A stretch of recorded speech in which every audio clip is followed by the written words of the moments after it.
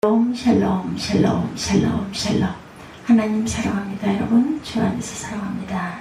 출애굽기 10장 1절에서 2절 말씀 보죠. 하나님이 모든 말씀으로 말씀하여 이르시되 나는 너를 애굽 땅 종되었던 집에서 인도하여 낸 내 하나님 야훼라, 내 하나님 야훼라, 이렇게 말씀하십니다. 십계명의 의의를 한번 생각해 봅니다.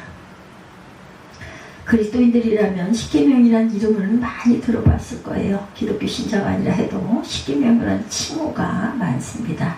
건강 십계명, 부부생활 십계명, 자녀교육 십계명 등등. 십계명이란 본래 무엇을 말하는 것일까 한번 생각해 보죠.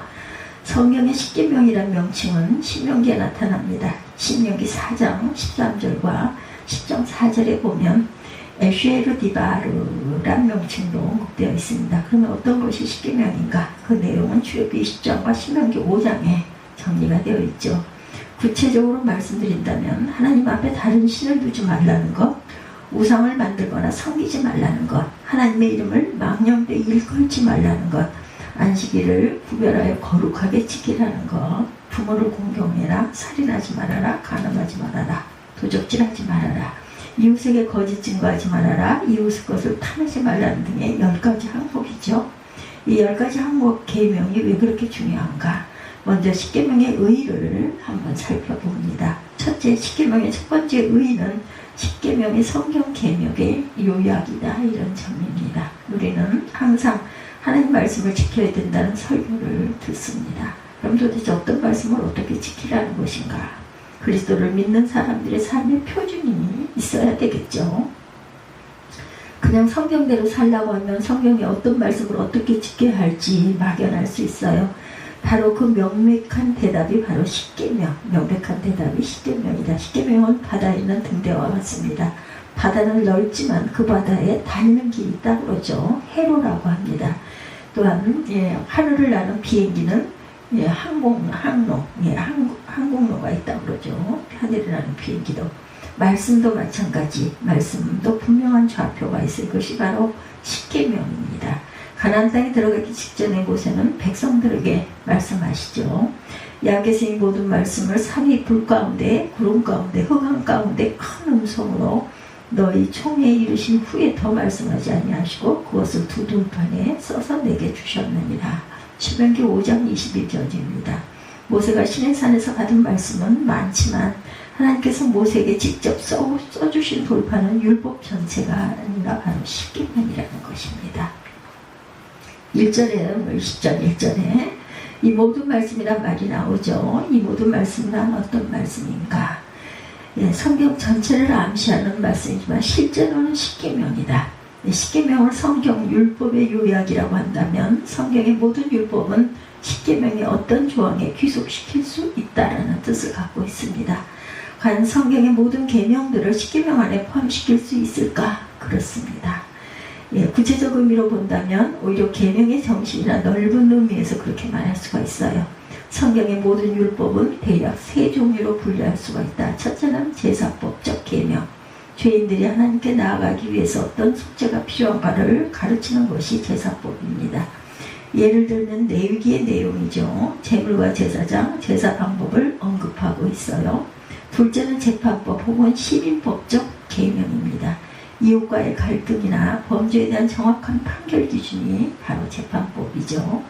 도적이나 강도상해 혹은 살인에 대한 처벌이나 배상법이 여기에 해당합니다. 셋째는 도덕법 계명, 인간 사회의 바른 삶을 살기 위한 양심법, 윤리나 도덕들을 바로 이것들이 도덕법이죠. 유계질서, 성윤리, 구출법 등이 여기에 해당합니다. 그러면 이런 세 종류의 율법을 어떻게 십계명에 대응시킬 수가 있을까? 제사법은 주로 하나님과의 관계를 설정하는 법이죠. 그러므로 제1계명으로부터 제사계명에 적절한 대응을 시킬 수가 있다. 재판법은 이웃과의 인간관계를 상징하는 법입니다. 그리고 제5계명에서도 제10계명까지 적절히 연결시킬 수가 있어요. 그죠? 재판법. 도덕법은 하나님과 인간에 관련되므로 모든 계명의 조항에 대응이 됩니다. 둘째로 십계명의 두 번째 의의는 십계명이 영원한 삶의 원리라는 점은 사람이 어떻게 살아야 할까? 그 표준이 바로 십계명입니다. 우리는 하나님을 믿는다는 말을 자주 하죠. 믿음이 있다 없다 혹은 믿음이 좋다 나쁘다. 예, 이렇게 말합니다. 그럼 어떤 믿음이 좋은 믿음일까? 예, 그 사람의 삶이죠. 결국은 예수님 말씀처럼 나무는 열매를 보면 알 수가 있어요. 우리의 신앙은 나타난 행실로 평가가 된다. 그러면 사람의 행실을 무엇으로 평가할 것인가? 그 평가의 기준이 바로 십계명입니다. 이 계명을 지키는 사람은 결국 믿음이 좋은 사람일 것이다. 계명을 지키지 않고 세상 표준으로 사는 사람은 믿음이 나쁜 사람입니다. 이렇게 말하면 어떤 사람들은 십계명이 먼저 언제적 법인데 지금도 얘기하느냐 이렇게 말하기도 하죠.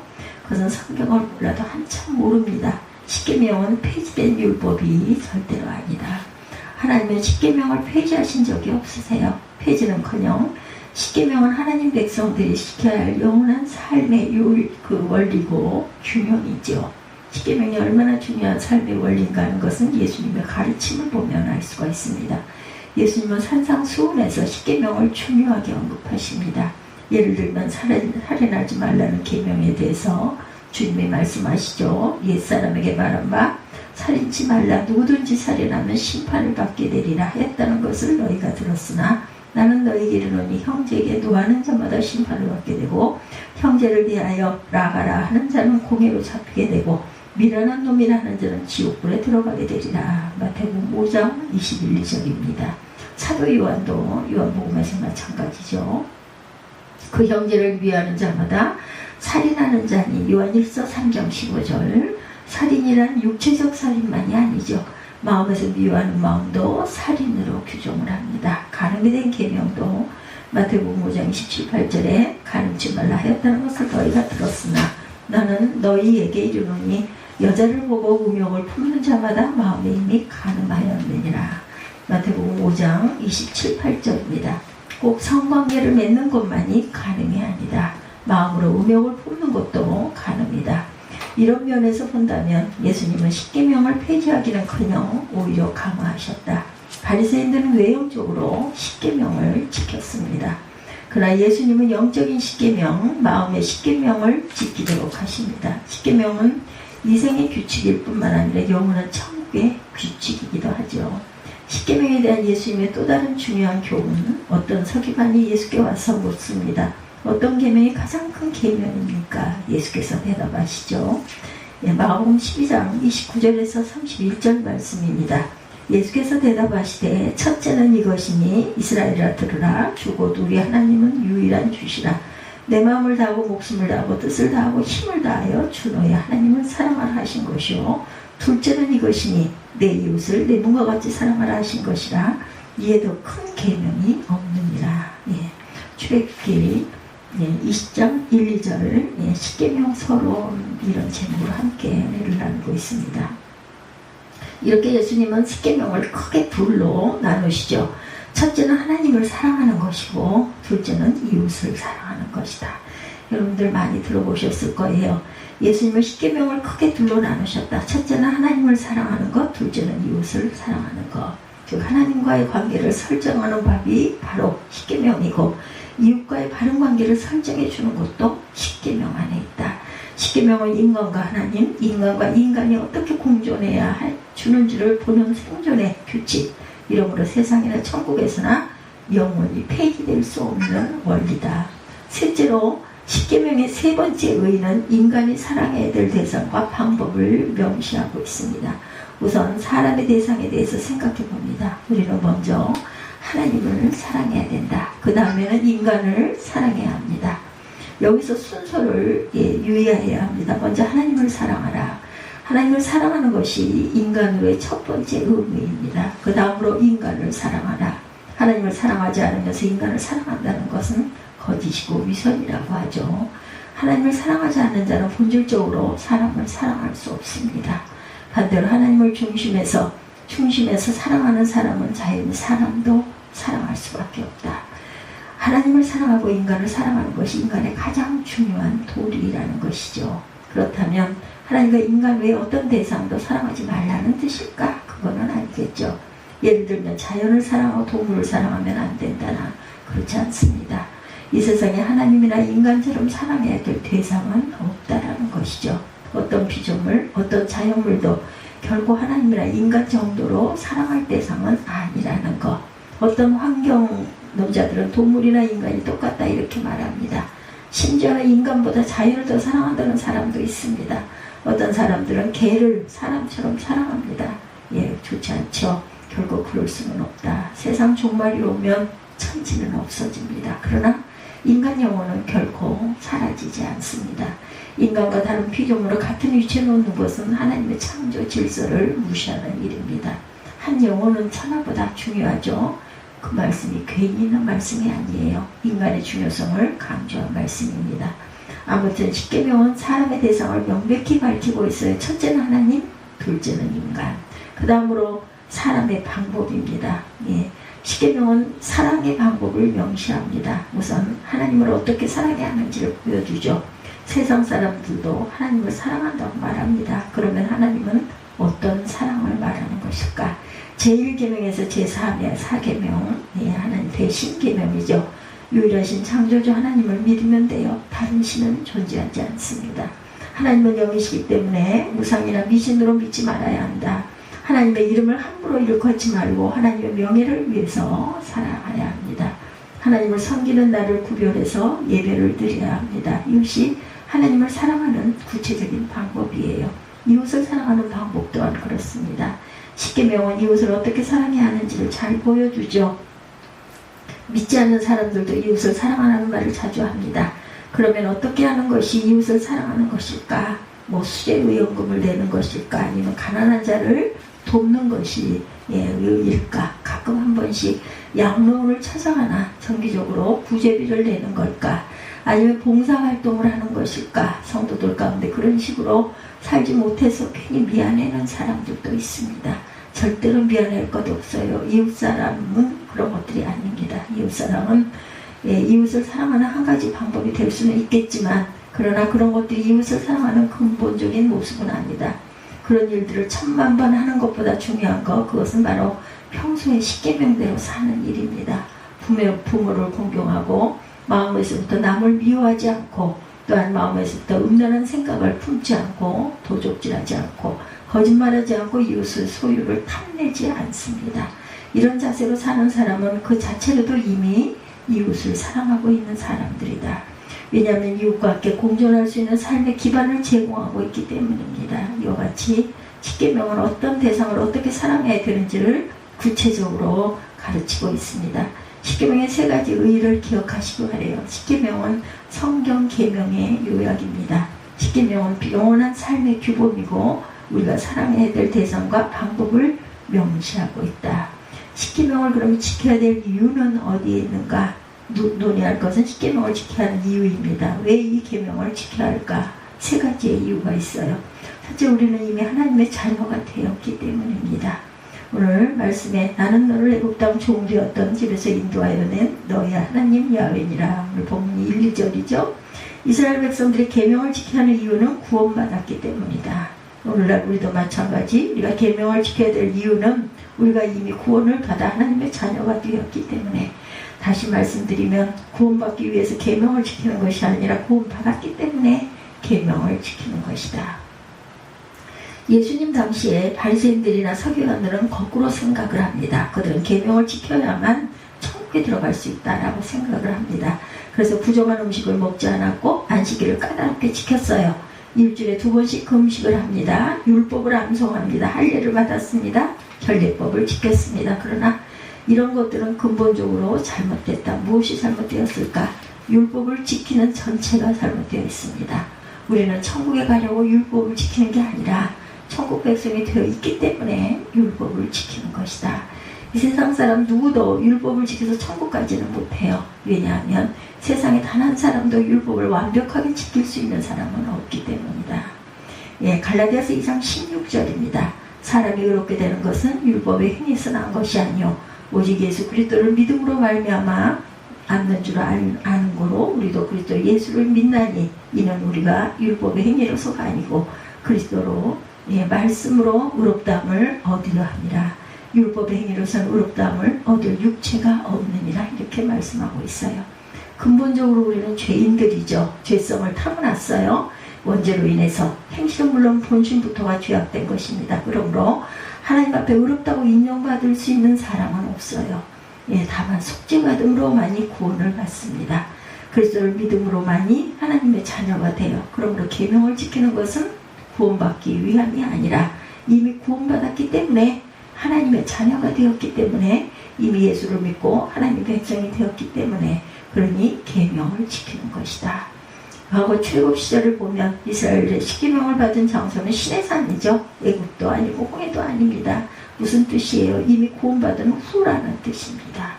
이스라엘 백성들은 이미 애굽에서 구원을 받았어요. 구원받았기 때문에 하나님 백성답게 살라고 주신 것이 바로 십계명입니다.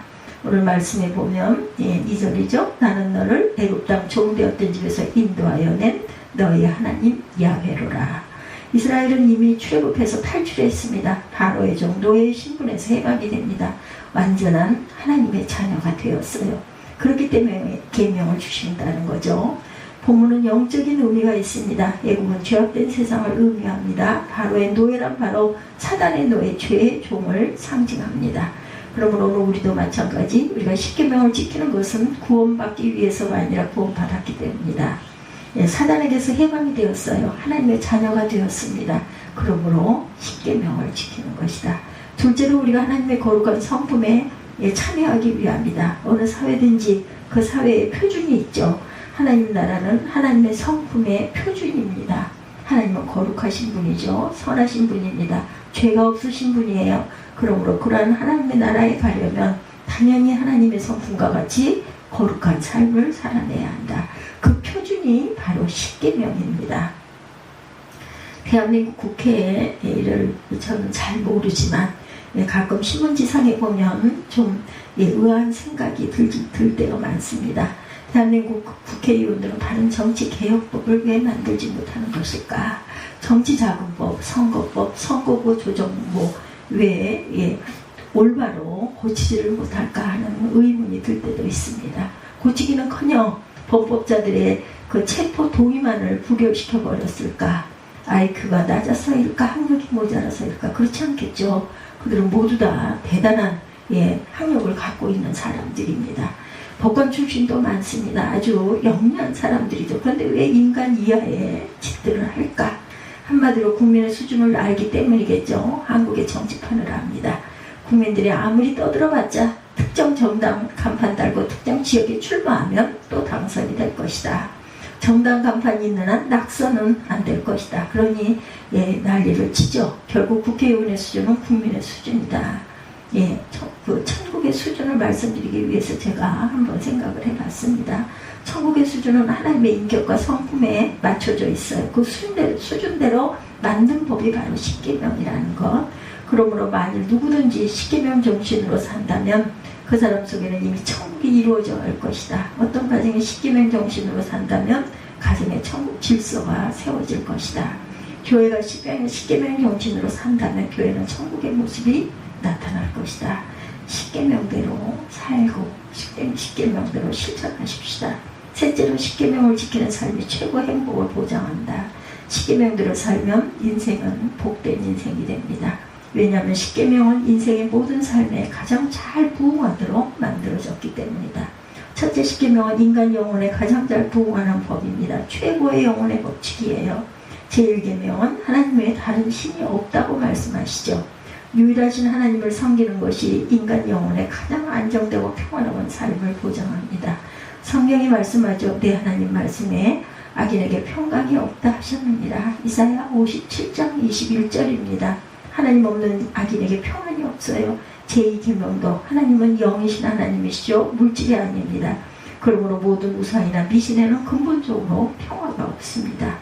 점쟁이나 무당에게 미친 사람들을 보면 신이 내렸다고 하면 함정에 빠진 사람처럼 헤어나지를 못합니다.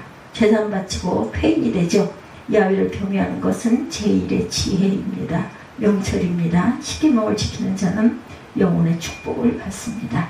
둘째 십계명은 인간의 육체에 잘 부응하는 법이라는 것. 제7계명 가늠하지 말라. 제10계명 남의 것을 탐내지 말라.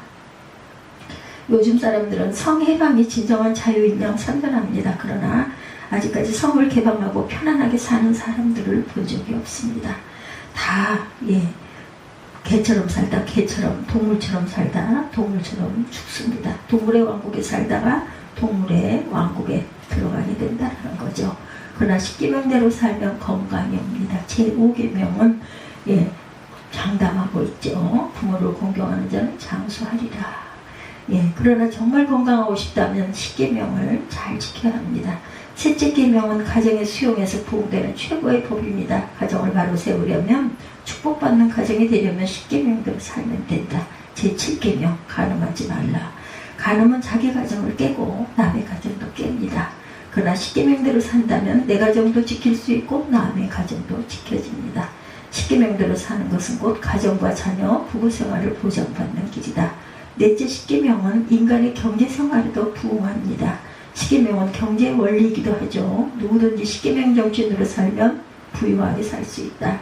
제4계명에 보면 엿새 동안 부지런히 일하라고 합니다. 근로의 법칙입니다. 제8계명은 도적질하지 말라고 합니다. 제10계명은 이웃의 것을 탐하지 말라고 합니다. 일확천금 바라지 말고 노동의 원칙을 지키면서 살면 사회 공동체 안에 소득과 분배가 균형을 이루게 된다. 십계명은 바로 경제생활의 보장책이고 경제 원리가 됩니다. 다섯째 십계명은 사회생활에 부응하는 법이다. 십계명의 모든 조항들은 나와 이웃의 삶을 함께 보장하기 위한 것들이다. 살인, 간음, 도적질, 거짓말, 탐내는 것, 이 모두가 공동체를 무너뜨리는 것들이라는 것. 그러므로 십계명으로 살면 당연히 공동체가 일치가 되고 협력할 수가 있다. 십계명은 공동체 삶의 원리가 됩니다. 십계명은 낡은 구시대법이 아닙니다. 시대를 초월한 인간 삶의 규칙입니다. 십계명대로 산다면 인간으로서 도리를 누리게 된다. 십계명대로 산다면 최상의 행복을 누릴 수가 있다. 십계명은 하나님과 인간을 사랑하는 가장 확실한 방법입니다. 2027년도 십계명은 삶의 원리로 삼고 살아가십시다. 영원토록 십계명을 지키면서 사시기 바랍니다. 그렇다면 하나님의 약속하신 모든 축복을 누릴 줄 믿습니다.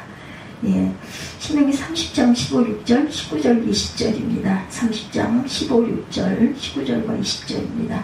보라, 내가 오늘날 생명과 복과 사망과 화를 내 앞에 두었나니 곧 내가 오늘날 너를 명하여 내 하나님 야훼를 사랑하고 그 모든 길로 행하며 그 명령과 규례의 법도를 지켜라 하는 것이라. 신명기 30장 15, 6절 한 번 더 읽습니다. 보라, 내가 오늘날 생명과 복과 사망과 화를 내 앞에 두었나니 곧 내가 오늘날 너를 명하여 내 하나님 야훼를 사랑하고 그 모든 길로 행하며 그 명령과 규례와 법도를 지키라는 것이라. 신명기 30장 19절에서 20절입니다. 그리하면 내가 생존하며 번성할 것이요 내 하나님 야훼께서 내가 가서 얻을 땅에서 내게 복을 주실 것이니라. 내가 오늘날 천지를 불러서 너에게 증거를 삼노라. 내가 생명과 사망과 복과 저주를 내 앞에 두었은즉 너와 내 자손이 살기 위하여 생명을 택하고 내 하나님 야훼를 사랑하고 그 말씀을 순종하며 또 그에게 복종하라. 그는 내 생명이시오 내 장수시니 야훼께서 내 열조 아브라함과 이삭과 야곱에게 주리라고 맹세하신 땅에 내가 거하리라. 잊지 마시기 바랍니다. 오늘 출애굽기 20장 1, 2절 십계명의 서론 이런 제목으로 함께 은혜를 나눴습니다. 우리 결단